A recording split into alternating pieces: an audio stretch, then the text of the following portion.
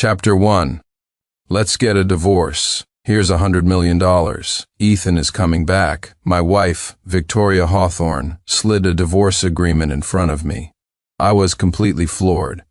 I'd been transmigrated into a novel, cast as the pathetic doormat of a second male lead in a contract marriage plot. According to the original story, I was supposed to be a spineless loser, unable to bear leaving Victoria Hawthorne.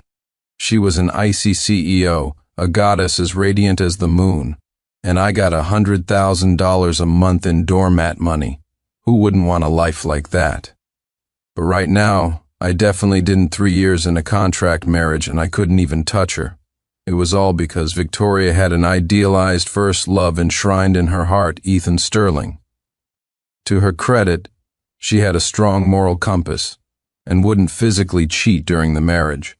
But damn it, emotional cheating is still cheating. All right, I couldn't really complain about that part. It was a contract marriage, and she paid me. Smack, smack, smack, I slapped myself hard across the face 3 times, cursing myself internally. This is what you get for reading novels on trashy tomato novels. This is what you get transmigrated, aren't you, doormat cuckold? My greatest weapon is the line, "I don't love you anymore." How pathetic this was, a story about a total pushover. You couldn't even call it a redemption arc, because the name Victoria Hawthorne was never associated with the word regret. Even if she did feel regret, she'd just grit her teeth and charge forward. The whole trope of the female lead groveling to win back her man? Bullshit. Victoria Hawthorne never chased anyone. Hey, into self-torture are we? Sincere Thompson, you might as well try playing hard to get. Victoria's cold mockery snapped me back to reality. It was just a divorce agreement. I'd sign it. Even if God himself came down, I was signing this thing today. CEO Hawthorne, I can sign the agreement, but you have to agree to one condition. Victoria smirked, shrugging off her nightgown. You want to screw me once? You're not worthy. With that, she tossed the gown in my face, a sweet, intoxicating fragrance washing over me. I swear, in that moment, the man in me felt terrifyingly strong. Victoria, oh Victoria, a man and a woman alone in a room and you dare to tempt me like this? I calmed myself down. I really didn't dare force her. Even though the novels on trashy tomato novels were full of CEOs who were lovesick idiots. This was the real world now. Even if it was a world from a book, it was real. The moment Victoria screamed, people would burst in. This wasn't some brain-dead fantasy plot. I threw the nightgown to the floor and stomped on it, as if I were trampling all over the high and mighty CEO herself. Victoria curled her lip in disdain. Just sign it. Don't hold me up. I have to take a shit, see? The icy CEO, so aloof in public, was this crude at home, in front of me. I was her contract husband. I was also her dog. Do you care about a dog's dignity? Thankfully, as arrogant as Victoria was, she'd never actually done anything truly humiliating to me. No whips, no forced kneeling, no making me act like her idealized first love. She had a baseline of decency. After 3 years of living together, she had become more and more casual about ordering me around at home. Things like washing her underwear, giving her massages, bathing her. But I could only look, not touch. 3 years had passed, and I still hadn't consummated the marriage. Pathetic. But luckily I had transmigrated, and I wouldn't be such a doormat. I picked up the pen. I already knew the terms by heart. $100 million in cash, a villa, 2 cars, and a couple of commercial properties. The original Sincere thought he loved Victoria, so he wouldn't sign. But I didn't love her. And with this much compensation, I'd sign it even if it killed me. Sincere Thompson, after writing my name, I quickly pressed my thumbprint. Perfect. Victoria smiled faintly, a hint of appreciation in her eyes. Not bad, Sincere Thompson. All right, what's your condition? Anything but my body. Victoria was still a virgin. Her upbringing and character meant she maintained her principles when it came to love, and I was about to shatter her so-called love. I'd signed. We were getting divorced. I no longer had to grovel and please her. I pulled out my phone. I have a gift for you. You have to promise to watch it with me. Victoria was like an ancient emperor. Her word was her bond. She was a person who valued her integrity, at least on the surface. She was true to her word. She nodded. You have 10 minutes. I dialed her assistant's number. Assistant Foster, CEO Hawthorne needs you to send me the number for the cleaners. You have 1 minute. Victoria's expression turned serious. What are you planning? The so-called cleaners were the dogs kept by wealthy families. They handled matters outside the bounds of the law. If someone like me dared to force myself on Victoria, my fate would be left to these dogs, torn to shreds. I didn't say anything, just waited quietly for the call. Soon a number was sent to my phone. At the same time, Victoria's phone rang. It was Assistant Foster. She answered, simply said she understood, and hung up. Chapter 2. The number was local to Seacliff City. I dialed it and put it on speaker. The person on the other end seemed to know it was me. Mr. Thompson, your orders? I wasn't surprised. On paper, I was still Victoria Hawthorne's husband. $10 million. I want all of Ethan Sterling's files from his time abroad. Focus on his black bodyguard. The person on the other end hesitated for a long moment. Is CEO Hawthorne there? Victoria's voice was cold. Make it 20 million. Do as he says. 10 minutes. After hanging up, Victoria sneered. You won't have the authority to make that call anymore. Do you think I haven't investigated Ethan? He was studying hard in the States, earned his master's from Columbia University. He's one of the top investors in Silicon Valley.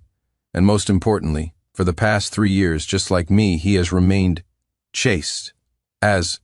Jade, hearing Victoria enunciate those last 4 words, one by one. I couldn't hold it in any longer. I burst out laughing. Never mind the fact that I bathed her all the time. I'd seen everything there was to see long ago. But this Ethan Sterling, was he really that pure? Others might not know, but how could I not? I was a transmigrator from the novels world. 10 minutes, it'll be quick. Victoria Hawthorne, just you wait for the show. With that, I hurried to the bathroom and grabbed the basin I usually use to soak her feet. What's this? You're getting ready to soak my feet, but there's no water? I rolled my eyes. We were getting a damn divorce. Only a dog would still be washing your feet. I was just worried you were about to puke. Victoria obviously caught on. She let out 2 cold laughs. $1 million. One last time. I was more than happy to oblige. 10 minutes passed quickly. Victoria's feet were done soaking, and the call came through. I was massaging her feet. No complaints from me, it was a $500,000 massage. I'd lick 'em with my tongue for that price. Actually, this life wasn't so bad. Too bad Victoria wanted a divorce, and I wasn't about to be a cuckold.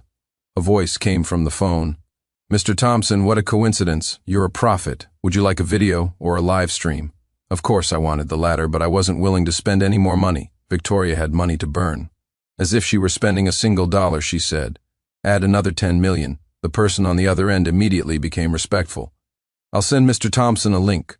Soon, someone added me on a messaging app. After accepting, the video call connected. One glance and I wanted to throw up. Victoria tried to look, but I reflexively covered the screen. Damn it. It seems this body of mine still loved her. This wouldn't do. Victoria, this live stream is vile. It'll scar you if you watch it. For life, get out of my way, Victoria, annoyed at my nagging, snatched the phone. The moment she saw the live feed, she froze, stunned. It was daytime in the States, in a dimly lit room, on a large bed, one pale figure, one dark figure, an elegant pose. Ass to ass. The live feed was from a hidden camera, like it was poking through a window. Through the glass. The video was a bit blurry, but anyone familiar with that pale body would recognize it, and Victoria certainly wouldn't fail to recognize her idealized first love. She knew it was him in an instant, but she gripped the phone so tightly I could hear it creaking. It was about to shatter. But why was she still watching, just staring? Did she like this sort of thing? Holy crap, she was more twisted than I thought. My first instinct was to run, get out of Seacliff City. But before I left, I had to get in a few jabs, just to get my money's worth. Ha ha, Victoria Hawthorne. Is this your great love? This is your goddamn love chaste. As Jade, haha. You investigated all the women around him, but why didn't you check for men? Victoria Hawthorne, your idealized first love doesn't have a girlfriend, but he does have a black boyfriend. Surprised? Isn't it thrilling? Unfortunately, I taunted her for 3 minutes, and she didn't react at all, just stayed frozen in the same position. It wasn't until her consciousness returned to her body. She finally spoke, her voice hoarse, like it had been run over by a truck. Sincere, Thompson, help me. That's when I realized she had been scared stiff, so scared she'd lost control of her body. I wanted to laugh, but I didn't dare. I tried to pry her hand off the phone, but it wouldn't budge. She was too tense, Her nerves and muscles had locked up. I had to massage her hand for a long time before I could get the phone away. I shut off the live stream, saved a clip of the video. Then I uploaded it to a cloud account and sent it to a burner account of my own. Cleared the history. Finally, I helped Victoria onto the bed and continued to massage her body. This was probably the last time in my life I would ever touch this soft, fragrant, perfect body. What a shame. The live stream might have caused Victoria immense trauma. She could turn into a sex fiend, taking both men and women, or she could become a celibate nun, living a life of abstinence. But I didn't regret it. Victoria Hawthorne mocked my love, so I had to destroy hers. An eye for an eye, now we were even, bleak. The moment Victoria's body recovered, she sat up and vomited, right at me. I had no time to react. I was covered in it from head to toe, perfect aim. Victoria Hawthorne, I stared at the woman before me and froze. She was crying. This was Victoria Hawthorne, the high and mighty Victoria Hawthorne. The IC CEO who, at such a young age, was in charge of over 100,000 employees. She was actually crying. I fell silent and quietly began to clean up. I ran hot water, took off her clothes, and carried her to the bathtub. While she was soaking, I started showering right in front of her. This was the first time I had been naked in front of her. I thought seeing a man's body would make Victoria vomit again, but she just seemed to stare blankly. Her eyes were vacant as she watched me shower, sizing up my body. After I finished and changed into fresh pajamas, I got busy cleaning the room, then bathing Victoria. I was very familiar with this routine. The CEO often had to drink at business functions and would come home and throw up or wet herself. I had seen her at her most vulnerable many times and was used to it. In that respect, I was a bit better off than my predecessors in other contract marriage stories, who never even held hands after 3 years. But honestly, even if it's a goddess, vomit is still smelly, dirty, and disgusting. Tell me, in a situation like that, who would be in the mood to do anything improper? After getting Victoria cleaned up, she threw up 3 more times, until only yellow bile came out. She was probably thinking about Ethan Sterling again. I got her clean and she had already fallen asleep. I carried her to her second bedroom. I took one last deep look at her. This might be the last time we ever saw each other. No words, no goodbyes. I was gone like the wind. Leaving my bedroom, I pulled 2 suitcases. Inside was the empire I had built over the last 3 years. All gifts from Victoria, custom-tailored suits, watches, cufflinks, leather shoes, and more. As for the money and property, Victoria wouldn't go back on her word. Assistant Foster would probably contact me tomorrow. Chapter 3. About 12 miles from Victoria's villa was a small 3-bedroom apartment. I'd bought it with the money I'd saved over the last 3 years. Victoria knew about it, but I also knew that with her proud personality, she would never come looking for me here. Logically, I should have taken the money and run far away. But on second thought, taking that much cash to a strange city felt like being a sheep walking into a tiger's den. I was better off staying in Seacliff City. I could live a quiet life, coasting on the bit of face Victoria's name afforded me. In a few years, when the Hawthorne Group went bankrupt, it wouldn't be too late to run then. I slept wonderfully, and when I opened my eyes again, it was already 10 in the morning. Life, without having to wait on Victoria Hawthorne, was incredibly comfortable. I turned on my phone to find dozens of missed calls and messages, all from Victoria's best friend, Vivian White. Victoria herself hadn't called once, just as I expected, heartless. All those stories on trashy tomato novels about CEOs regretting their choices and chasing after their husbands were fake. Someone as proud as Victoria would rather die than bow her head. Well, I wouldn't bow mine either. So, I turned my phone off again. I'd wait 30 days and go get the divorce certificate. But just when you want peace, the wind starts to blow. Vivian White showed up at my door. "Sincere Thompson, you pathetic doormat, what did you do to Victoria?" Looking at her, I sighed. The person I used to fear most wasn't Victoria, but the woman standing before me, Vivian White. Don't let her petite frame fool you. She was a fierce spitfire, like a T-Rex from Texas. If anyone else called me a doormat, I'd get angry. But when she said it, I could only accept it. A year into our marriage, Vivian had deliberately gotten Victoria drunk and thrown her into my bed. And all I dared to do was hold the beautiful woman in sleep. Literally just hold her. I didn't do anything else. From that day on, Vivian decided I was a certified doormat. She never bothered trying to set me and Victoria up again. Sincere Thompson, what did you do to Victoria? Why does she throw up every time she gets a call from Ethan Sterling? Why does she puke at the very mention of his name? And why doesn't she puke when she hears your name, but instead looks like she wants to bite your head off? 3 questions in a row, and I had no idea how to answer. Vivian was, without a doubt, the most loyal best friend I had ever seen. She genuinely cared for Victoria. All the best friends from those short dramas combined couldn't hold a candle to her. Later, when Victoria went bankrupt, it was with Vivian's support that she made a comeback. They were the kind of friends who would last a lifetime. But if I showed her the video, told her the truth, would Vivian be disgusted with Victoria? Would she feel contaminated too? What Ethan Sterling had been doing was just that vile. Speak up. If you don't say something, I'm going to get physical. Seeing that Vivian was about to throw a punch, I quickly raised my hands and squeaked. Squeak! Ha! You think that's funny, do you? Vivian's fist, small as a beanbag, finally came down. It felt like being hit by hailstones. It hurt a little. 5 minutes later, a panting Vivian tossed a card at me. $1 million. That's for one. You've got 9 more coming. 10 beatings for $1 million. Totally worth it, all right, Talk. What did you do? Did you puke in her mouth or something? Or did you do something else disgusting? I thought about it and decided to come clean. I didn't want any more ties to these rich heirs.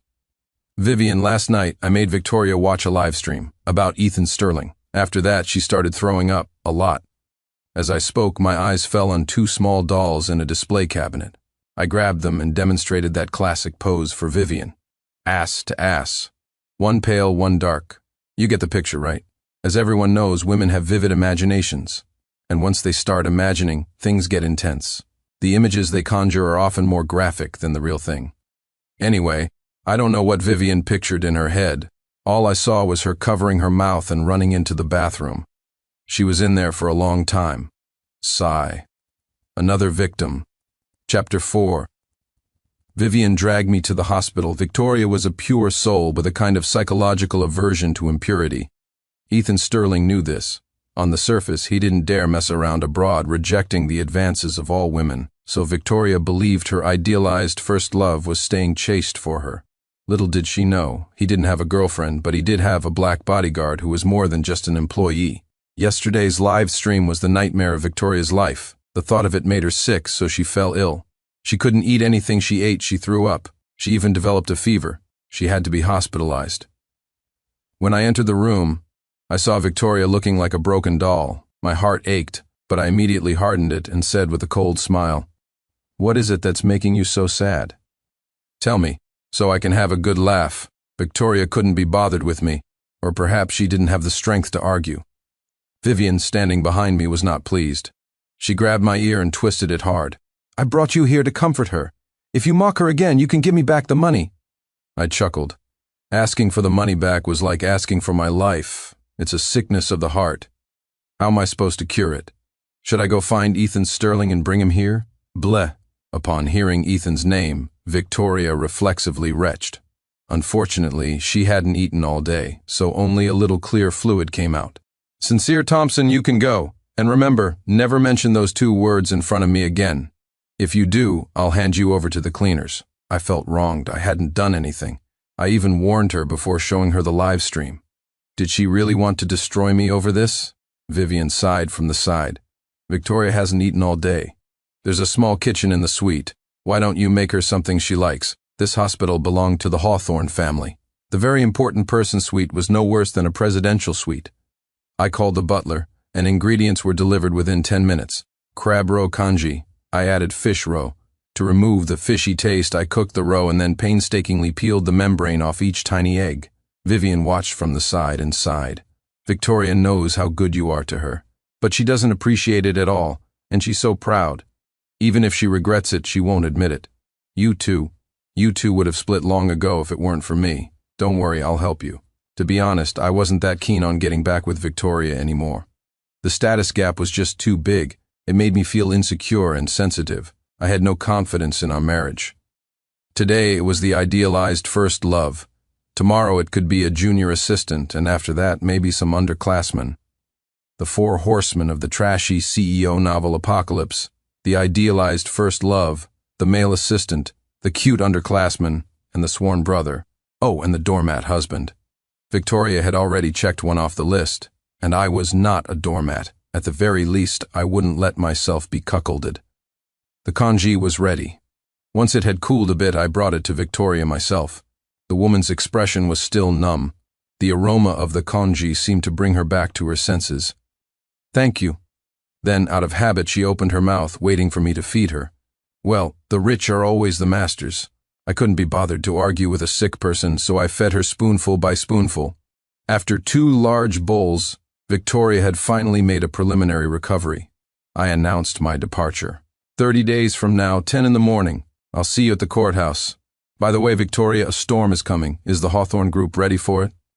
Can the 5-year-old secret buried under the Azure Hills development be kept any longer? Without waiting for either of them to react, I pushed the door open and left, my departure swift and clean. Being familiar with the plot, I hadn't originally planned to interfere with Victoria's bankruptcy. But right now, we were still a single unit. I hadn't received the divorce certificate. The $100 million severance hadn't arrived, nor had the property deeds. According to the original plot, Ethan Sterling would return to Seacliff City this evening. The day after tomorrow, he would start targeting me.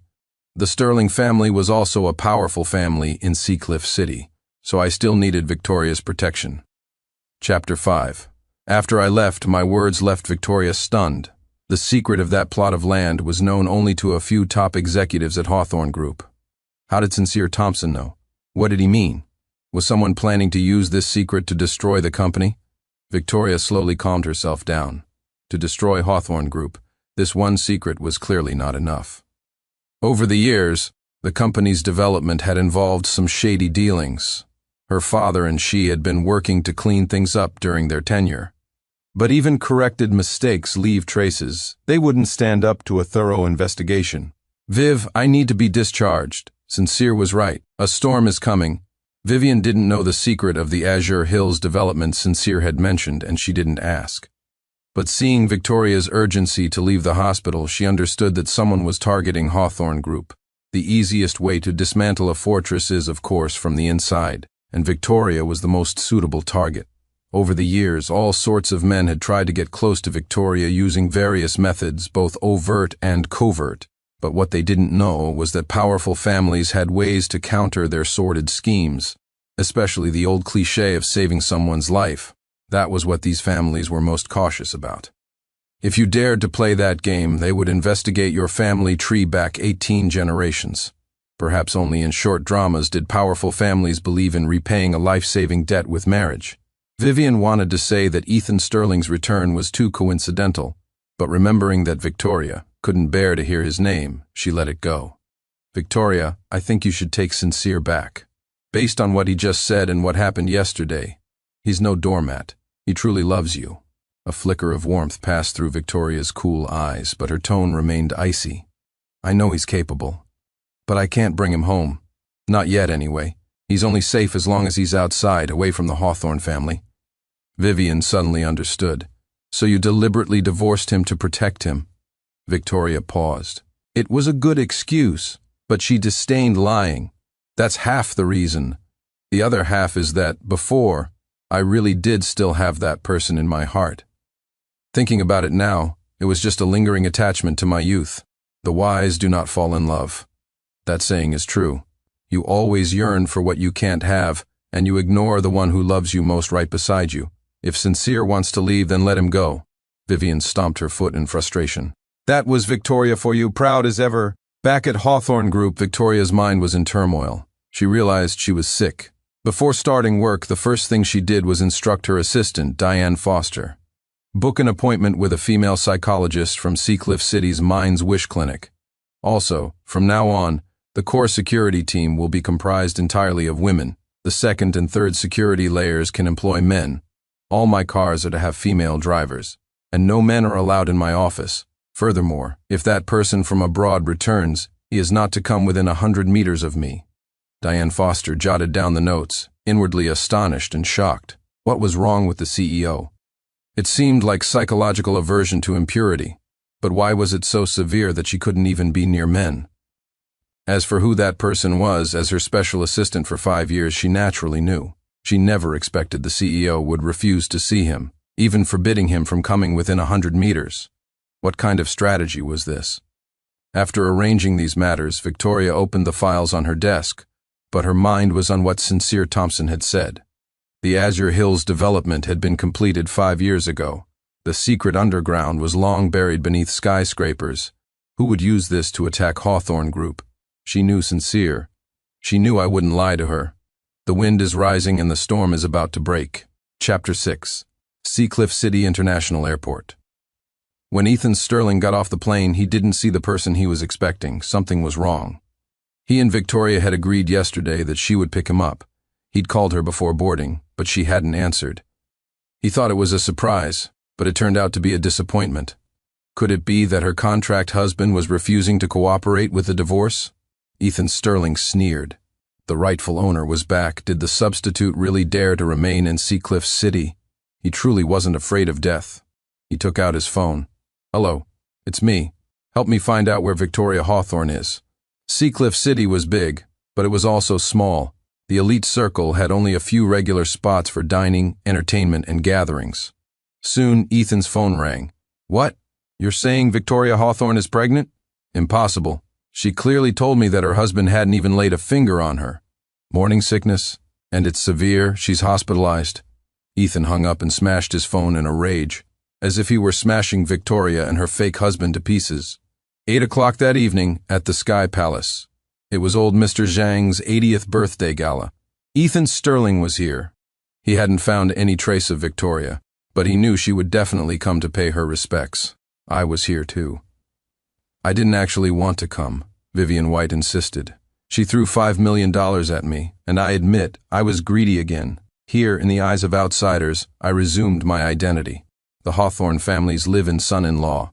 Victoria was on my arm, a smile on her face, while I was dressed in a handsome and elegant custom-tailored suit. To outsiders, we probably looked like the perfect couple, a match made in heaven. In reality, it was all an act. I was resentful, but I didn't dare show it. Victoria probably wasn't feeling too comfortable at this moment either, offering birthday wishes, presenting the gift, exchanging a few pleasantries. My job was done. Next up were the banquet, the party, and the parting gifts. I planned to lie low for a while, grab the gift, and head back. Oh no, Sincere. "Ethan Sterling is here. What's Victoria going to do?" Just as I was hiding in a corner, nibbling on green tea pastries, Vivian found me. She was worried Victoria would puke the moment she saw Ethan. I spread my hands. Hiding forever isn't a solution. She'll get used to it after, puking a few more times. Vivian shot me a glare and pulled me toward Victoria. CEO Hawthorne was truly a CEO. She was currently chatting and laughing with a group of female business owners. Contracts worth billions were being settled with casual conversation. For that, I could only be envious. I also wanted to discuss multi-billion-dollar projects with CEO Hawthorne, but she wouldn't agree. Victoria hated being interrupted during business discussions. I was afraid, but Vivian White wasn't. She squeezed into the circle and whispered to Victoria, "That person is here. Should we leave early?" Victoria truly wanted to flee, but she couldn't bring herself to leave. She was the CEO of Hawthorne Group, with over 100,000 livelihoods depending on her. She had a responsibility. She needed to secure a few more contracts tonight. It was her duty. Tell Sincere not to stray too far from me. If I need to puke, I'll puke on him. Vivian was speechless. "Girl, are you even human?" Victoria gave a mysterious smile. "You don't understand. He has unique tastes. Here's a check for $1 million. That'll keep him from getting angry." Vivian was speechless again. "You two are a perfect match. A psycho for a psycho." Chapter 7. Ethan Sterling arrived, and after paying his respects, he spotted Victoria. In any crowd, she was always the brightest star. He had planned to go over directly, but Victoria was in a business discussion, so he stood quietly to the side, waiting. A faint smile played on his lips. His eyes held a mix of emotions, 30% love, 50% admiration, and 20% mockery, as if Victoria wasn't just his lover but also his employee. Then, his gaze shifted, and he finally saw me, Sincere Thompson. Ethan couldn't resist. He grabbed a glass of wine and walked over to me. "Sincere Thompson, I'm Ethan Sterling." I pretended not to know him, giving a polite nod but ignoring him otherwise. After all, we had never actually met. Just then, a few of Ethan's friends gathered around.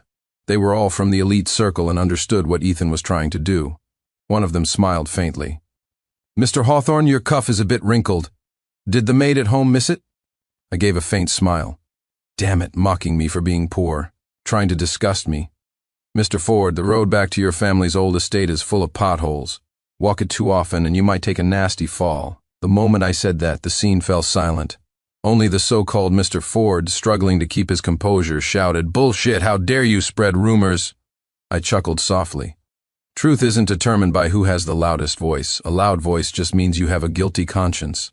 Mr. Ford retreated. If that news got out, it would be more than just a matter of ruining his reputation.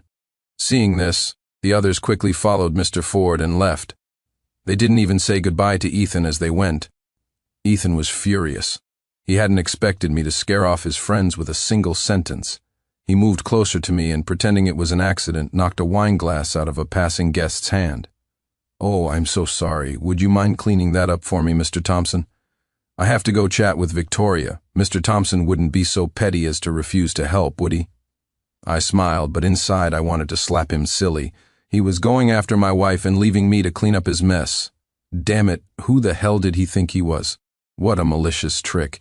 If I bent down to clean it up, I'd be acting like a servant in public. It would be a loss of status. I was the Hawthorne family's son-in-law.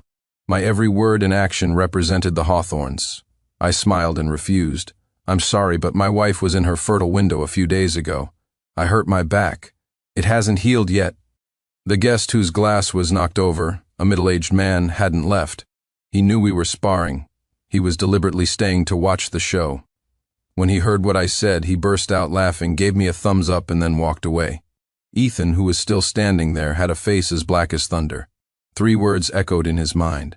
Fertile window, fertile my ass. He couldn't take it anymore and strode quickly toward Victoria. When he was 3 steps away, he opened his arms, ready to embrace her.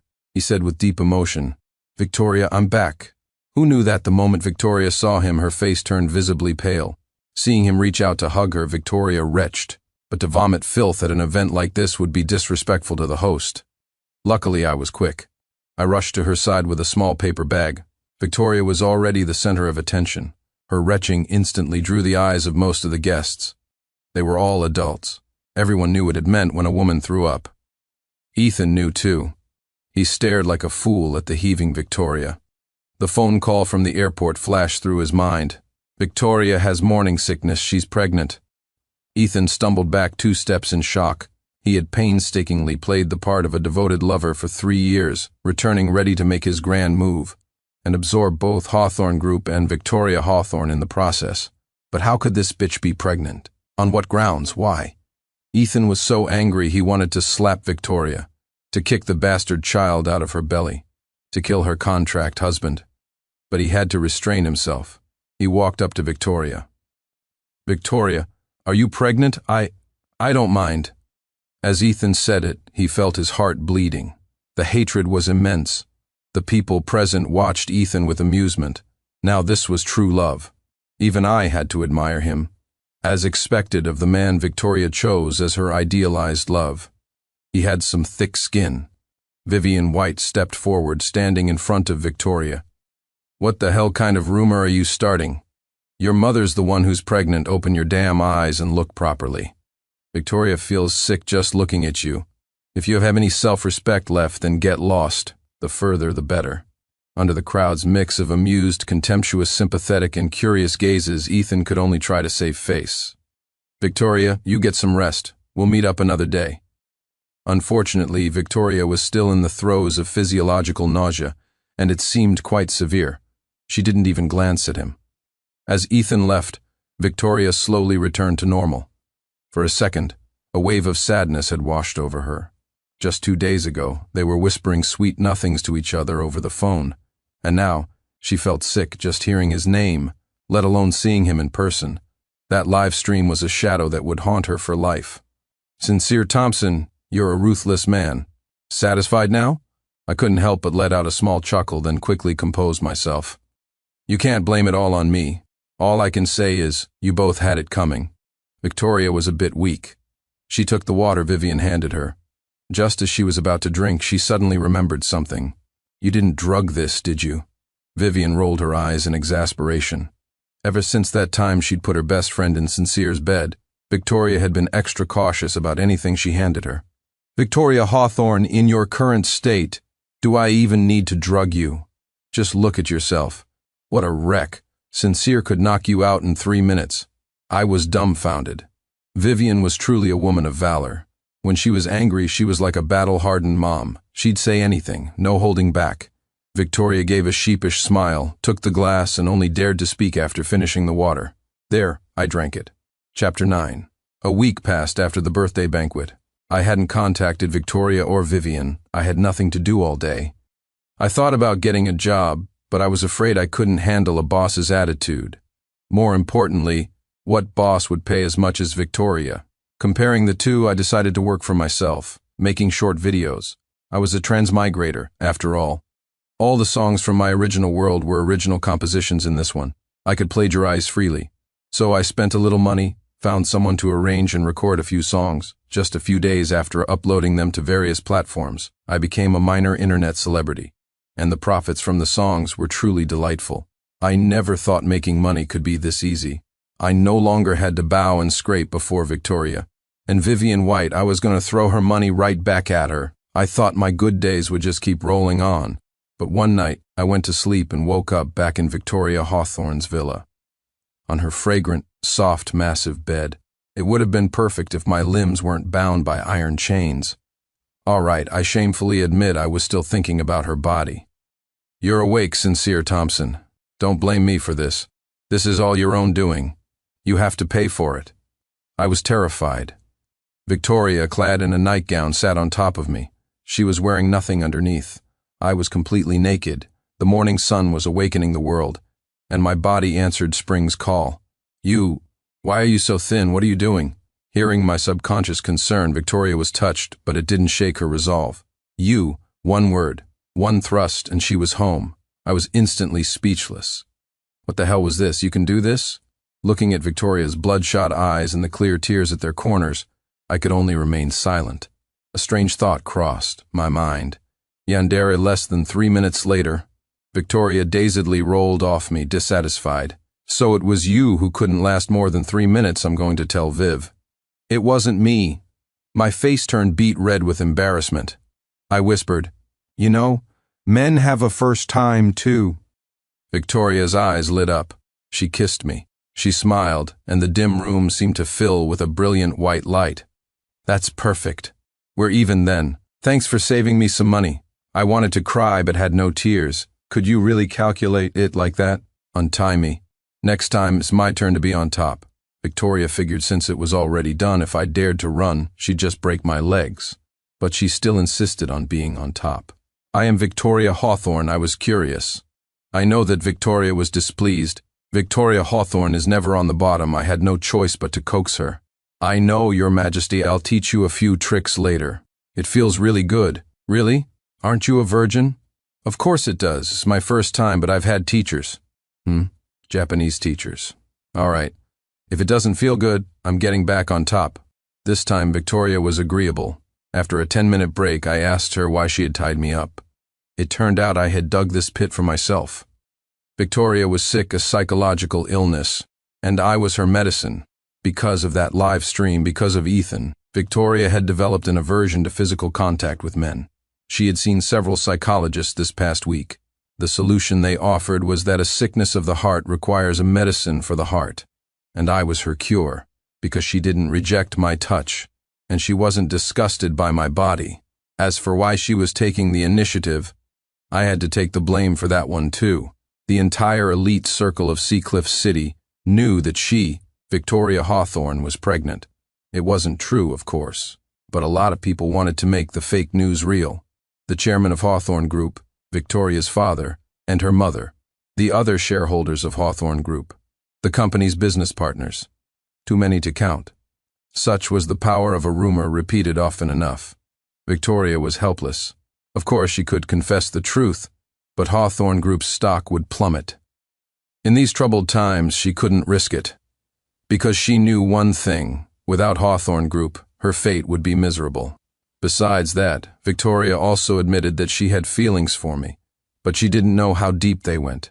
That's how people in the elite circle were. They didn't understand love, nor how to love. In any case, she said she was only willing to have children with me. She wanted two, one with the surname Hawthorne and one with the surname Thompson. When I heard that, I thought, no problem, I'll take that job. What is love? Marriage is the most enduring confession. An idea instantly formed in my mind. I could help cure Victoria's illness. But I couldn't cure it completely. Her being disgusted by other men was a good thing. It's just that now she seemed to have turned into a yandere. A yandere won't cheat, but she definitely won't let me cheat either. In a long marriage, could I really restrain myself? Round 2. Let's go. Victoria undid the chains. First, 10 minutes of kissing. We need to do this a few more times. I'm in my fertile window today. Hearing that, what could I say? Only one word could represent my actions. For 3 days we barely left the house. Victoria became visibly more radiant, and her body looked less frail than before. On the 4th day, when she went to the office, the employees gossiped, all saying the CEO had changed dramatically, like she'd taken some kind of super tonic. On the 4th day, I also walked out of the villa. My legs were trembling, as if a gust of wind could knock me over. The dark circles under my eyes would put a panda to shame. I still had to go to the recording studio today. My career couldn't be neglected. Chapter 10. At that moment, Victoria Hawthorne was in deep trouble. She had received a letter from Ethan Sterling. Ethan hadn't been idle this past week either, but Victoria had blocked his number, blocked him on all social media platforms, blocked messages delivered through friends, blocked his email, refused all local deliveries, and when he tried to meet her in person, he couldn't get within 100 meters of her. Helpless, he could only have someone deliver a letter to Victoria under the guise of official business. He had written it himself. After sending several letters without a reply, he finally dropped the act. No more playing the pure, devoted lover. His true colors were revealed. He threatened Victoria. 2 documents. One detailed how 5 years ago, a real estate company under Hawthorne Group had deliberately damaged and buried underground historical relics during the development of the Azure Hills project. The other detailed how Hawthorne Group had forged soil toxicity safety tests for a project in the Pyeongchang district. Victoria held the 2 documents and fell into deep thought, sitting motionless for half a day. Ethan's threat was both laughable and disgusting. He was no longer demanding that Victoria divorce me. Instead, he demanded that she bear his child. Ethan had already learned that Victoria would vomit at the mere mention of his name or sight of him. He guessed that she must know about his dark past, so all he wanted was a child. With a child, he would have a reason to enter Hawthorne Group. Then he could trigger a few more scandals, drive down the company's stock, short sell, merge, restructure, and in the end, Hawthorne Group would go bankrupt. After his family, the Sterlings, swallowed Hawthorne Group. Who in Seacliff City could challenge their position as the top family? At that point, even if he publicly announced his sexual orientation, who would dare to laugh at him? Their plan was meticulous, but its execution was slow. Chapter 11. It had been 3 days since Victoria received Ethan's letter, and she hadn't replied. Today was the deadline. The Hawthorne family estate in the study. The family patriarch, Arthur Hawthorne, Victoria, her mother Eleanor, and Vivian White. And of course me, just there to fill a seat. Previously, I wouldn't have been qualified to attend a family meeting like this. But this time, Victoria insisted I join. She said I was part of the family, that I was the pillar of the household, that I was the future father of her child. Seeing as she was flattering me so much, I gave her the courtesy. Perhaps, after learning what I'd done, Arthur and Eleanor's opinion of me had changed significantly. They were as affectionate, as if I were their own son. Since that was the case, I wouldn't hold back. I would show my value.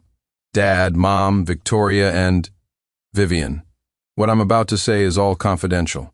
It's information I paid for, and it's guaranteed to be true. You can verify it for yourselves. After giving them that disclaimer, I began. Dad, your special assistant has been with your 5th mistress for 5 years, and that mistress used to work for the Quaid family of Seacliff City. Arthur Hawthorne stood up, disbelieving, wanting to argue. I held up a hand to stop him and continued. Uncle Lou and the company is preparing to sell 5 of his group shares at the next board meeting. Directors Zhao, Yan, and Tian are wavering. They'll probably agree. Someone is shorting Hawthorne Group's stock on the market. I took a sip of tea, waiting for Arthur to make some calls to test my claims. After a few calls, his face was as dark as ink. He was trembling. I continued, the government will receive reports concerning Hawthorne Group You, Dad, and Victoria, and you too, Mom. Eleanor was shocked. I've been retired for 10 years. How could it involve me? I reassured her. It's nothing major. It's just that you've been paying off your brother's gambling debts all these years, and co-signing his loans. The amounts have been getting larger and larger. Ahem. You should be mentally prepared. Eleanor went limp and slumped to the floor. Arthur Hawthorne, a true veteran, waved his hand. Continue. Next, relying on my memory, I recounted the entire process of Hawthorne Group's downfall. As Arthur listened to my story, he realized there were many things about his own company he didn't know. Victoria was the same, breaking out in a cold sweat. Husband, how much did you spend on this information? Once the company weathers this crisis, I'll pay you back double. I smiled at that. Who said talking about money hurts relationships? Nonsense. Arthur had also regained his composure. Now that he knew the enemy's tactics, he could strike first. At this point, the roles were reversed. Our side had moved from the light into the shadows. Sincere, you have a good head for business. Come work for the company. I'll make you a vice president. I smiled and refused. I knew my own capabilities better than anyone. If I hadn't transmigrated and known the plot, I would just be an ordinary person. Dad, I won't join the company, and I don't want any shares. I have things I enjoy doing on my own. Victoria supported me. My little yandere was now my biggest fan. Dad, my husband can write lyrics, compose music, and sing. He's going to be an international superstar.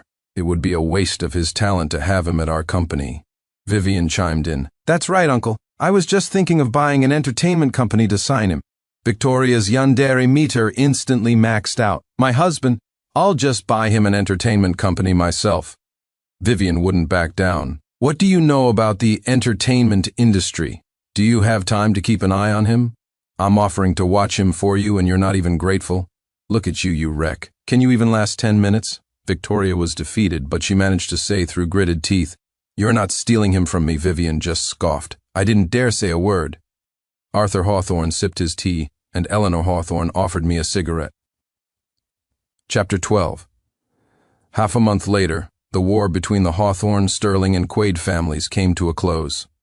Hawthorne Group had a narrow victory, but its main forces were intact, and it was already rapidly consuming the spoils of war. Ethan Sterling, who had once been so arrogant in front of me, was now locked up in a detention center. One day, bored, I went with Vivian White to see him. I wasn't sure what he'd done, but he could be facing a life sentence. Are you here to mock me? Is this fun for you, kicking a man when he's down? Vivian spat at him, but the glass partition blocked it. I came to see when you're going to die, and to show everyone in our circle what a pathetic state you're in as a lesson. I chuckled and took out my phone. Ethan, didn't you want to know why Victoria pukes every time she sees you? Here, take a look at your masterpiece. The moment the video started, the vile images made Ethan feel as if he were in a different world. His expression went blank. You arranged for someone to secretly film this? I smiled faintly. I was the mastermind, but Victoria was the one who paid for it. Ethan's face grew even paler. Then our plan. I immediately adopted a respectful tone.